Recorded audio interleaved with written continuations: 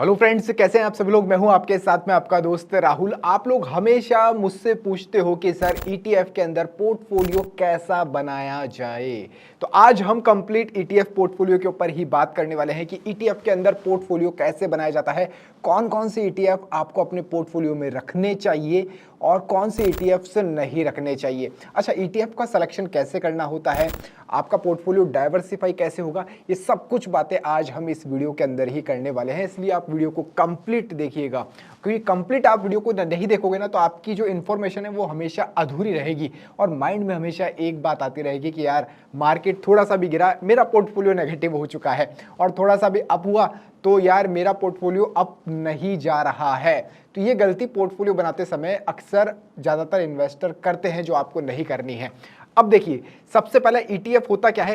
Exchange traded fund ETF है। इसका पूरा नाम एक्सचेंज ट्रेडेड फंड है। ये एक ऐसे फंड होते हैं जो कि एक्सचेंज के ऊपर ट्रेड किए जा सकते हैं। अच्छा, मैं वीडियो के अंदर बिगिनर टू एडवांस समझा रहा हूं कि ताकि जो नए लोग देख रहे हैं उनको भी कंप्लीट समझ में आए, और जो लोग पहले से जानते हैं उनके लिए तो ये वीडियो बहुत इजीली वो लोग समझ जाएंगे। अब ठीक है, इतना समझ में आ गया है ईटीएफ होता क्या है।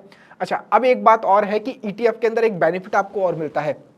आप मार्केट के अंदर 100 रुपए, 200 रुपए, 300 रुपए से कोई भी ईटीएफ खरीद सकते हो। यानी मैं ऐसा कहूं, आप 300 रुपए के अंदर अंदर भारत की 250 कंपनियों के अंदर इन्वेस्टमेंट कर सकते हो। जी हाँ, ये सच्चाई है। आप मात्र 300 रुपए देकर 250 कंपनियों में इन्वेस्टमेंट कर सकते हो। और ईटीएफ के अंदर एक बेनिफिट और है। अब आपका 250 कंपनियों के अंदर इन्वेस्टमेंट जा रहा है, याद रखना। तो मान लीजिए फ्यूचर के अंदर कोई एक कंपनी, दो कंपनी, 10, 15 कंपनी खत्म भी होती है, बर्बाद भी होती है, जीरो हो जाती है, तो आपके ऊपर रिस्क नहीं रहेगा, क्योंकि आपके ऊपर एक असेट्स मैनेजर है जो आपके फंड को संभाल रहा है। तो वो क्या करेगा, उन खराब कंपनियों को कान पकड़ के सीधा का सीधा बाहर का रास्ता दिखा देगा और अच्छी कंपनियों को इंक्लूड कर देगा आपके पोर्टफोलियो के अंदर, आपके उस ईटीएफ के अंदर। तो ये बेनिफिट आपको यहाँ पर मिल जाता है। और आपने कोई तुक्के में ऐसी वैसी कंपनी ले ली जो कि बर्बाद हो रही है तो आपका पैसा फंस जाएगा। तो यहाँ पर स्टॉक की बजाय ईटीएफ इसलिए बिगिनर्स के लिए बेस्ट माने जाते हैं, जिनको कुछ भी नहीं पता है, टेक्निकल देखना नहीं आता, फंडामेंटल्स चेक करने नहीं आते, उन लोगों के लिए बेस्ट है। अच्छा, अब बात कर लेते हैं कि पोर्टफोलियो के अंदर ईटीएफ्स कौन कौन से रखने चाहिए। देखिए, सबसे पहले तो चैनल को सब्सक्राइब नहीं किया है ना अभी तक, तो कर लीजिएगा। अब देखो, सबसे पहले मैं बात करता हूं भारत की कंपनीज की, है ना। उसके बाद में हम बात करेंगे यूएस की कंपनीज, चाइना की कंपनीज। अब आप बोलोगे यूएस चाइना की कंपनी में इन्वेस्टमेंट कर सकते हैं? हाँ, कर सकते हो, ईटीएफ के जरिए, बताऊंगा अभी। अब देखिए, टॉप अगर ईटीएफ्स की हम बात करें तो सबसे पहले आपके पोर्टफोलियो में होना चाहिए निफ्टी 50। इसके अंदर भारत की टॉप 50 कंपनीज कवर होती है। जी हाँ, भारत की टॉप 50 कंपनीज के अंदर आपका इन्वेस्टमेंट होता है। अभी करंट मार्केट प्राइस शायद 250 के आसपास चल रहा होगा, तो आप जाके चेकआउट कर सकते हो। और अभी तो निफ्टी के अंदर इतना अच्छी अपॉर्चुनिटी, क्योंकि ईटीएफ के अंदर बाय ऑन डिप अपॉर्चुनिटी अच्छी कही जाती है। तो निफ्टी 50 का जो ईटीएफ है वो अभी डाउन है, क्योंकि निफ्टी डाउन है सर। ऑलरेडी 26,000 से 23,000 के आसपास निफ्टी चल रही है। और अभी आज मैं जब मार्केट में शूट कर रहा हूँ, मार्केट आवर में, तो अभी भी मार्केट गिरा हुआ है।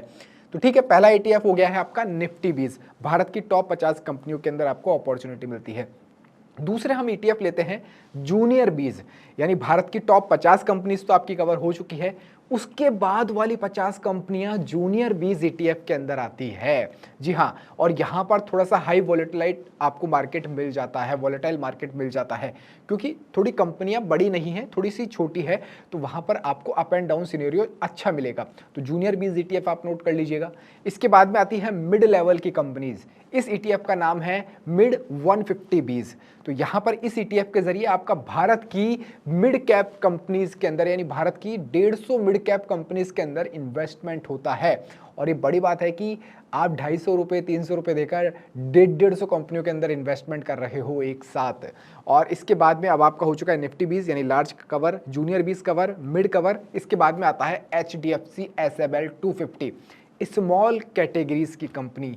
और ये वो कंपनी होती है जो बड़ा बनने की ताकत रखती है, बड़ा बनने की ताकत रखती है। क्योंकि अगर आप बोलोगे कि आज रिलायंस, एचडीएफसी टॉप पर है, अभी कितना और टॉप पर जा सकते हैं, लेकिन एक छोटी कंपनी के पास में पॉसिबिलिटीज ज्यादा होती है टॉप पर जाने की, अच्छा परफॉर्म करके मार्केट में वेल्थ क्रिएट करने की, लोगों का पैसा डबल करने की, 3 गुना, यानी जितना भी हो सकता है वो होगा, क्योंकि मार्केट में जब कंपनी की ग्रोथ होगी, क्योंकि ग्रोथ की पॉसिबिलिटीज स्मॉल कंपनीज के पास में ज़्यादा होती है, सभी में नहीं होगी, कुछ एक में होगी। तो आपका तो 250 कंपनियों के अंदर इन्वेस्टमेंट जा रहा है HDFC SML 250 के जरिए। अच्छा, हम ETF की बात कर रहे हैं। अब बहुत से लोग बोलते हैं कि सर कुछ स्टॉक्स भी बता दो, क्योंकि मार्केट अभी डाउन है, और ऐसे डाउन समय में अगर अच्छे स्टॉक्स आपने पिक कर लिए तो आने वाले समय में आपको बहुत अच्छा वेल्थ बना के आपके दे सकते हैं वो वाले स्टॉक, अच्छी अपॉर्चुनिटी आपके पास में रहती है। तो अब सवाल आता है कि ऐसे स्टॉक को सेलेक्ट कैसे किया जाएगा, आप उन स्टॉक्स को ढूंढोगे कैसे। बहुत सारे रील्स आपने देख लिए, बहुत सारे वीडियोस आप देख चुके होंगे, लेकिन परेशान होने की जरूरत नहीं है। इस वीडियो के डिस्क्रिप्शन में आपको एक व्हाट्सएप ग्रुप का लिंक मिलने वाला है। अभी व्हाट्सएप ग्रुप क्या है मैं बता दूं, आपको free of cost stocks market, यानी स्टॉक्स के बारे में और स्टॉक मार्केट के बारे में ऑल ओवर आपको लर्निंग देता है, आपको सिखाता है कि कैसे स्टॉक को पिक किया जाता है, क्या कुछ उसका टेक्निकल देखा जाता है, कैसे फंडामेंटल्स चेक किए जाते हैं, और स्टॉक के अंदर कैसे टारगेट लगाया जाता है, स्टॉप लॉस कहाँ लगाया जाता है, और भी क्या कुछ सिनेरियो स्टॉक के अंदर, वो सब कुछ आपको कंप्लीट यहाँ पर इस ग्रुप के अंदर सिखाया जाता है बाकायदा। और आपको एक झलक भी मैं इसकी दिखा देता हूँ। अब देखिए, ये मैंने व्हाट्सएप ग्रुप ओपन कर लिया है। 26 मई को इन्होंने 12 मई को इन्होंने एक स्टॉक रिकमेंड किया था। आप देखिएगा, 12 मई को रिकमेंड किया था, जायडस लाइफ करके स्टॉक है, ठीक है। अब इसकी बाइंग रेंज 906 से 950 के आसपास है, और ये स्टॉक जब 907-8 के आसपास चल रहा था। फर्स्ट टारगेट इन्होंने दिया था 974 से 1016, सेकंड टारगेट था 1044 से 1218 रुपीज़, और अभी ये स्टॉक आप मानोगे नहीं 1100 के आसपास चल रहा है। और इन्होंने देखो प्रॉपर आपको पूरा गाइडेंस दिया है, और 12 मई को ही दिया था, और अभी शायद 1 महीना भी नहीं हुआ है, और 1 महीने से पहले ही इसने पहला टारगेट दे दिया है, और नियर बाय दूसरे टारगेट के चल रहा है। तो इसी तरह के स्टॉक्स आपको इस ग्रुप के अंदर मिलते हैं, लिंक डिस्क्रिप्शन में मिल जाएगा। और हाँ, कोई भैया किसी को पैसे देने की जरूरत नहीं है, फ्री ऑफ कॉस्ट है, अपने डीमेट अकाउंट से ही ट्रेडिंग कीजिएगा। तो ये रही बात स्टॉक्स की, क्योंकि बहुत लोगों के सवाल थे स्टॉक्स को कैसे सेलेक्ट किया जाता है, तो ये टेंशन मैंने अब आप लोगों की दूर कर दी है। अच्छा, आगे बढ़ते हैं। ETF की बात कर रहे थे, तो हमने 4 ETF डिस्कस कर लिए हैं, निफ्टी 20, मिड 150 20, जूनियर 20 और HDFC SML 250। अब बात आती है, रिसेंटली अभी आपने देखा होगा हमने सिल्वर के अंदर बहुत अच्छा वाला रिटर्न बनाया है, तो गोल्ड 20 और सिल्वर 20 को हम यहाँ इग्नोर नहीं कर सकते हैं। गोल्ड और सिल्वर एक ऐसी एसेट्स है जो आपको लॉस नहीं दे सकती है, वो लॉस नहीं देगी, क्योंकि आजकल डिमांड है, सिल्वर की डिमांड है, बहुत सारी जगह सिल्वर की डिमांड आती है। और गोल्ड एक ऐसी चीज़ है जो हर भारतीय, हर घर के अंदर आपको मिल जाएगा, बस वो फॉर्मेट चेंज हो गया है। आपने फिजिकल गोल्ड ना लेके आपने यहाँ पर डिजिटल रूप से गोल्ड ले रखा है ETF के रूप के अंदर, ठीक है। तो गोल्ड एंड सिल्वर ETF भी आप नोट डाउन कर लीजिएगा। अब बात करते हैं, हम थोड़ा सा बाहर चलेंगे, इंडिया के बाहर चलते हैं। अब मैं बोलूँ आपको कि US की कंपनीज के अंदर आपको इन्वेस्टमेंट करना है। एप्पल हो गया, माइक्रोसॉफ्ट हो गया, है ना, टेस्ला हो गया, एनवीडिया हो गया, ऐसी बड़ी बड़ी जो कंपनीज है इसके अंदर इन्वेस्टमेंट करना है, तो आप बोलोगे सर डॉलर में करना पड़ेगा इन्वेस्टमेंट, डॉलर में लगेंगे या फिर बहुत भारी भरकम रकम चाहिए यहाँ इन्वेस्ट करने के लिए, लेकिन ऐसा नहीं है। एक ETF है MON 100, जो कि आपको US की 100 कंपनीज के अंदर इन्वेस्टमेंट करने की अपॉर्चुनिटी देता है। जी हाँ, सही बात है ये। और इसने एक बहुत अच्छी रैली भी बैकएंड में दी है पिछले कुछ 2-3 महीनों के अंदर। तो MON 100 भी आपके लिए एक बेहतरीन मौका हो सकता है अच्छा इन्वेस्टमेंट करने के लिए और वेल्थ बनाने के लिए। इसके बाद में हम चाइना की मार्केट को देखते हैं, तो चाइना के मार्केट के लिए बेस्ट ETF है हैंग सेंग बीज ETF। हैंग सेंग बीज ETF बहुत अच्छी रैली अभी दे रहा है। हमने इसको कहाँ पिक किया था और कहाँ ये पहुँच चुका है। अच्छा, मैं क्यों कह रहा हूँ हमने कहाँ पिक किया था, देखो आप टेलीग्राम चैनल ज्वाइन नहीं करोगे तो आपको पता नहीं चलेगा। राहुल कुमावत आप सर्च कर लो टेलीग्राम के ऊपर, आपको मिल जाएगा, वरना मेरे को इंस्टाग्राम पर मैसेज कर देना जाकर राहुल कुमावत नाम से, मैं आपको DM कर दूंगा टेलीग्राम चैनल का लिंक भी, तो वहाँ पर आपको मिल जाएगा। तो वहाँ आप जुड़े रहोगे तो फ्री ऑफ कॉस्ट है हमारा टेलीग्राम चैनल, कोई पैसा हम नहीं लेते हैं। तो ये ETFs कुछ हो चुके हैं, MON 100, हैंग सेंग बीज भी आप इंक्लूड कर लीजिएगा।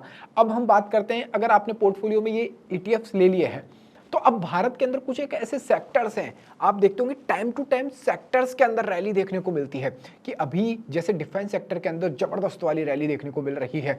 डिफेंस के स्टॉक्स बहुत अच्छे मूवमेंट दिए हैं ना, मेटल्स के स्टॉक बहुत अच्छे मूवमेंट उनके अंदर देखी गई है। तो अब इनके अंदर कैसे किया जाए भैया, डिफेंस के तो 15 से 20 स्टॉक्स में निकाल के आपको जुबा पर रटा सकता हूँ, बता सकता हूँ।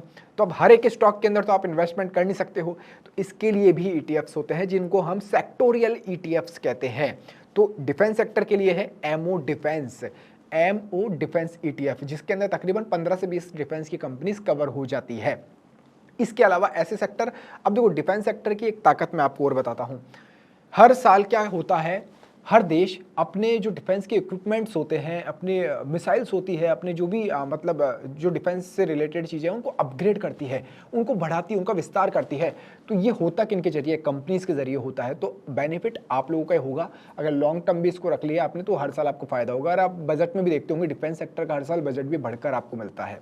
इसके अलावा सेक्टर की बात करें तो एक ऐसा सेक्टर जो कभी खत्म नहीं हो सकता, जब तक इंसान इस धरती के ऊपर है तब तक तो मैं कहूंगा खत्म नहीं हो सकता है। सेक्टर का नाम क्या है, गैस करो, कमेंट करके बताओ। चलो मैं ही बता देता हूं आप लोगों को, उसका नाम है फार्मा सेक्टर। मेडिकल सेक्टर वो कभी खत्म नहीं होगा, दवाइयां बननी कभी खत्म नहीं होगी। आप चेकअप कराने जाओगे, अभी नहीं जा रही हो तो एक एज के अंदर जाना पड़ेगा, आपकी फैमिली के अंदर किसी न किसी की दवाइयां चल रही होगी। तो ये मेडिसिन बनती को कहाँ से है, ये कंपनीज ही बनाती है। तो उन कंपनीज के भी स्टॉक्स हैं, तो वहाँ आप देख सकते हो। और अलग अलग बहुत सारी कंपनीज है, तो हर कंपनी में इन्वेस्टमेंट ना करके आप ETF के जरिए कर सकते हो। इसके लिए बेहतरीन ETF है फार्मा बीज ETF, और मात्र अभी 22-23 रुपए का चल रहा है, छोटा सा अमाउंट है। और इसकी एक खास बात बताऊं मैं आपको, पिछले 3 साल के अंदर 80% से अबाउ का इसने रिटर्न दिया है फार्मा बीज ETF ने। जब मार्केट डाउन है, पिछले 2 साल से आपको पता है कैसा मार्केट चल रहा है, 1.5-2 साल हो चुके हैं, इस दौरान इसने रिटर्न बना के दिया है। तो ये एक ऐसी चीज है जो कभी खत्म नहीं हो सकती। तो फार्मा बीज आपके लिए एक बेहतरीन ETF हो सकता है।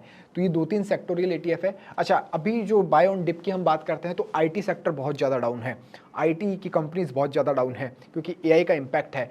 तो IT बीज आपके लिए एक बेहतरीन ETF हो सकता है। लेकिन ध्यान रखना, जो सेक्टोरियल ETF है ये हमेशा नहीं भागेंगे, ये कभी कभी भागेंगे। तो जो आप अपना पोर्टफोलियो बनाओगे, डाइवर्सिफाई करोगे, तो उसके अंदर एक्सपोजर इनमें कम रखना है आपको, थोड़ा सा सेक्टर वाइज आपको थोड़ा सा कम रखना है पैसा। अच्छा, अब बात आती है, जब मैं कह रहा हूँ कि कैसे रखना है, तो इन्वेस्टिंग कैसे करोगे भाई। ETFs के नाम तो मैंने आपको बता दिए हैं पोर्टफोलियो के अंदर, लेकिन इन्वेस्टमेंट कैसे करना है आपको, ये कौन बताएगा, ये भी मैं बताऊंगा आपको। देखो, इसके लिए आपको करना क्या है, मान लीजिए मैं एज्यूम करके चलता हूं कि 1 लाख का कैपिटल है किसी के पास में, आज 1 लाख रुपए का कैपिटल है और उसको इन्वेस्टमेंट करना है। अब इन्वेस्टमेंट करना है तो वो कैसे करेगा, क्या 1 लाख पूरा निफ्टी 20 में डाल दे, या MON 100 में डाल दे, या जो मैंने ETF बताया उसमें डाल दे? नहीं, ऐसी गलती नहीं करनी है आपको। आपको पोर्टफोलियो डाइवर्सिफाई करना है तो आपको अपने कैपिटल को तोड़ना पड़ेगा। मान लीजिए आपके पोर्टफोलियो में मैंने आपको भी 8 से 9 ETF बता दिए हैं, तो 8-9 ETF के अंदर आप उनको डिवाइड कर लीजिए अमाउंट को। और जो सेक्टर वाइज मैंने बताए हैं, सेक्टोरियल ETFs जो मैंने बताए हैं आपको, जैसे कि IT बीज हो गया, फार्मा बीज हो गया है, और आपका ये MON 100 हो चुका है। चलो MON 100 तो US कंपनीज का है ना, और MO डिफेंस हो गया है। तो सेक्टोरियल ETFs के अंदर थोड़ा सा कम आप पैसा रखोगे। अगर आपके पास में 1 लाख का कैपिटल है, किसी के पास में 10 लाख 50 लाख भी हो सकता है, वो अपने अकॉर्डिंग सेट कर लेना। तो यहाँ पर आपका वेटेज थोड़ा सा कम रहेगा अकॉर्डिंग टू निफ्टी हो गया, स्मॉल कैप हो गया, MON 100 हो गया, हैंग सेंग बीज हो गया। और सेक्टर में गोल्ड एंड सिल्वर भी आते हैं, क्योंकि सिल्वर हमेशा रैली नहीं देगा। आपको पता है पिछले 10-12 साल से रैली ज़्यादा अच्छी आई नहीं थी, अचानक से अभी आई है, तो वहाँ पैसा ज़्यादा फंसाना सही नहीं है। इस तरह से आप इसको डाइवर्सिफाई करोगे। अब बात करते हैं लोग कि सेल कब करना है ETF को, टारगेट कितना रखोगे आप, कितने टारगेट के ऊपर बेच देना है। क्योंकि जब गिरता है ना तो लोग इंतजार कर लेते हैं कि हाँ गिर रहा है, वैसे ETF इतने ज़्यादा गिरते नहीं है, 5-10% गिरने पर ही लोगों को टेंशन हो जाती है। लेकिन बढ़ता है ना, जब 2-4% भी बढ़ा तो लोग स्क्रीनशॉट भेजते थे, सर इंस्टाग्राम पे अच्छा चल रहा है, आपकी कृपा है। अरे यार क्या अच्छा चल रहा है, 2% 4% के अंदर आप खुश हो रहे हो, ऐसा नहीं करना है।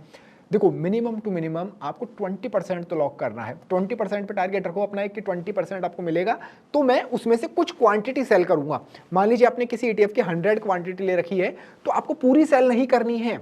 आपको जब 20% अचीव हो गया तो आप 30% क्वांटिटी सेल कर दो भैया, 30 क्वांटिटी सेल कर दो, बाकी आप रखो। मैं हमेशा कहता हूं, कई स्टॉक्स मैंने टारगेट हिट होने के बाद भी होल्ड करवा के रखे हैं, और वो स्टॉक आज मल्टी बैगर बन चुके हैं, 2x 3x रिटर्न हो चुका है उनके अंदर। तो आप रखोगे आपके पोर्टफोलियो के अंदर तो आपकी वेल्थ बनेगी। और ETF एक ऐसी चीज है जिसमें वेल्थ बननी ही है, वो डाउन नहीं रहेंगे हमेशा, ये मैं बार बार आप लोगों को कहता हूं। तो आई होप, उम्मीद करता हूं कि इस वीडियो के अंदर आपको सब कुछ समझ में आ गया होगा। टॉप ETFs हमने कवर कर लिए, इन्वेस्टिंग का तरीका कर लिया है, सेल कैसे करना है यानी प्रॉफिट बुक कैसे करना है वो आप सीख चुके हो। और इसके अलावा भी अगर कुछ आपके सवाल हो तो आप कमेंट करके मुझसे पूछ लीजिएगा। इस वीडियो में फिलहाल इतना ही। जय हिंद, जय भारत।